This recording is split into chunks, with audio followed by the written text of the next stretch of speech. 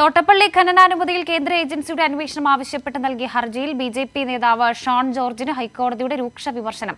ഖനന ആണവോർജ്ജ വിഷയങ്ങളിൽ ഹർജിക്കാരന് ഇത്രയും വൈദഗ്ധ്യം എവിടെ നിന്ന് ലഭിച്ചുവെന്ന് ഹൈക്കോടതി വിമർശിച്ചു. വിഷയം പഠിക്കാനായി ഹർജിക്കാരൻ എന്ത് ഗവേഷണമാണ് നടത്തിയതെന്നും ചീഫ് ജസ്റ്റിസ് അധ്യക്ഷനായ ഡിവിഷൻ ബെഞ്ച് ആരാഞ്ഞു.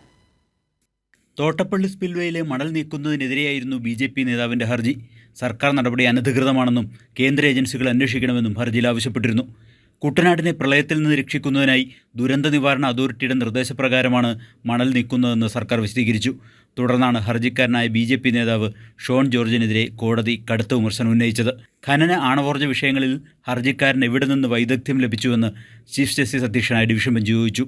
വിഷയം പഠിക്കാനായി ഹർജിക്കാരൻ എന്ത് ഗവേഷണമാണ് നടത്തിയതെന്നും ഖനനത്തെയും ആണവോർജ്ജത്തെയും കുറിച്ച് ധാരണ ലഭിക്കാൻ എന്താണ് ഷോൺ ജോർജിൻ്റെ വിദ്യാഭ്യാസ യോഗ്യതയെന്നും ഡിവിഷൻ ബെഞ്ച് ആരാഞ്ഞു.